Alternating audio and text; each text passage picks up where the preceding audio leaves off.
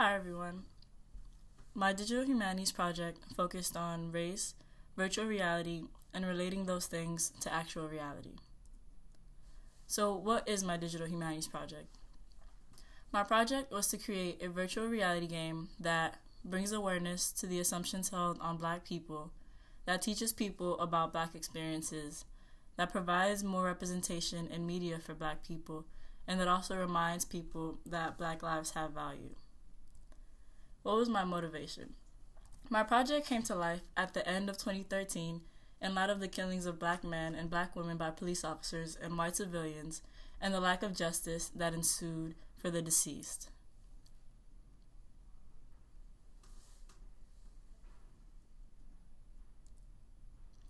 Initially, I wanted to create a game geared towards Black youth that reminded people and that affirmed that there is value in Blackness and Black life. Over time, the project transformed into a video game that teaches people about Black experiences in order to encourage people to reevaluate or confront the assumptions they may hold about Black people and Blackness. Since the original conception of the project, there have been many more Black lives unrightfully taken. Now more than ever, people's assumptions need to be checked because those unchecked assumptions are resulting in death. The how. The tools that I used to create my project are the Oculus Rift Virtual Reality Development Kit and with the development platform Unity. The reason why I chose Oculus Rift is because I wanted to create a sensation of disembodiment. I wanted people to experience the experiences of a body that they may not be familiar with, that of a Black body. Game specifics. Ideally, my objective as the game developer is that the player has interaction-based learning, and the objectives of the player would be based on problem solving, strategic planning, or action-related objectives. Ideally, the interactions the players have with other characters in the game will allow them to understand the ways race permeates even the seemingly neutral interactions through experiencing microaggressions such as, "Can I touch your hair?" or "You speak very eloquently," or through experiencing more overt acts of racial bias such as being followed in an expensive store or in a neighborhood that someone else deems that they don't belong in. I want people to experience these experiences that Black people experience and then take a step back and think, when have I acted or spoken this way towards someone because of their race? The main questions that my digital humanities project asks are, can a virtual reality game help people unlearn problematic behavior and understand the deleterious nature of certain kinds of behavior? And is awareness of one's assumptions sufficient in starting conversations on race that ultimately dismantle widely believed stereotypes? Another question that my project implicitly asks is, can I make someone care about something that they haven't experienced directly? Or does someone need to have that experience to care about something that other people experience all the time? So here's a little bit about the process. Here's the beginning. When you first open Unity, you have this vast space of emptiness. This is getting a plane down, a terrain, figuring out the setting, and also character dynamics, who my characters will be and how they will interact with one another. Here's a video of the beginning. As you can see, I have two characters, a repairman, a Black repairman, and a police officer, and it kind of looks like the police officer is following the repairman, but it's not fluid and it doesn't look natural. Over time, with some help, this is what resulted.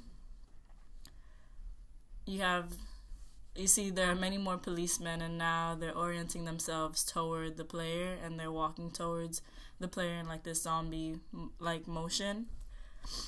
Much more fluid than what was seen before. So here's what my game looks like now. As you can see, you still have the repairman as the third person player, but now you have a lot more cops coming after him. And instead of being in the line that you saw before, they come at him in their own path. And the objective of the repairman in this game is to pick up the floating objects. And each floating object has its own police officer. And there are some police officers that salute the repairman in a friendly way. And as you saw before, there are others who are following him and are unhappy that he's there. Couple changes that I made from this recording and now is that the boxes, they say things, the boxes have words and they say things like, am I being followed, or am I in danger? Because I felt like when I was playing my game, it was very distracting to have all of the police officers just running after me, and I think that adding those words or questions or even maybe a hashtag of the names of the deceased will ground people more and give them cues on what I think they should be thinking about and related to what's happening in real life, so that we can have a bridge between the virtual reality and that in real life. Otherwise, I think people might get too distracted by other aspects of the game and not necessarily what I would like them to focus on. And this is how my game looks through when the Oculus Rift is connected, but on the computer screen. You have the right eye and the left eye, but in the OVR, it's just one.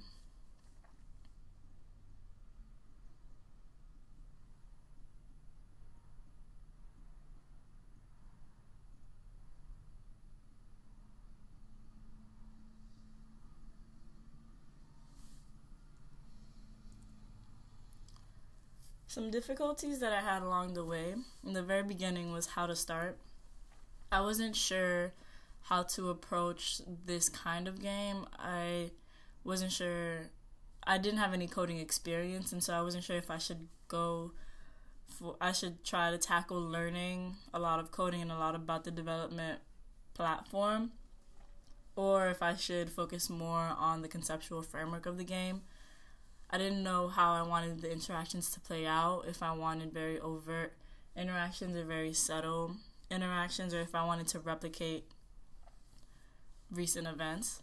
And also one thing that I had a lot of trouble with was figuring out what makes the game fun for the player.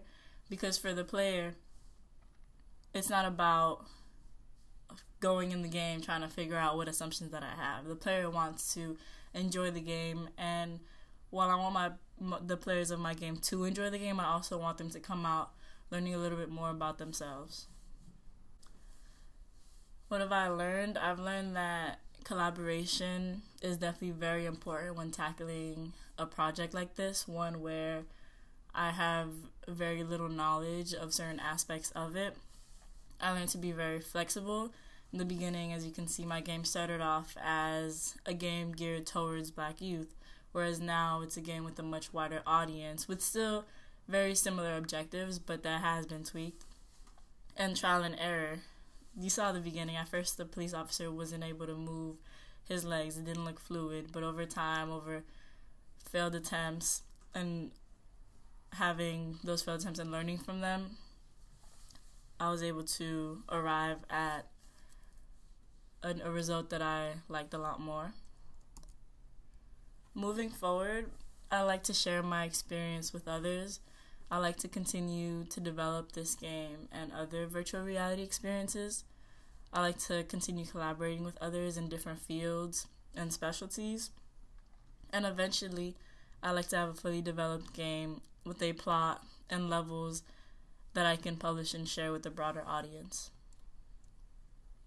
Special thanks to 5 College Digital Humanities, my faculty advisor, Professor Parham, her Video Games and Boundaries of Narrative class, and the student collaborators that I worked with, the 5 College Digital Humanities postbacks, and my friends. Here are the names of the deceased featured in order of appearance. Thank you.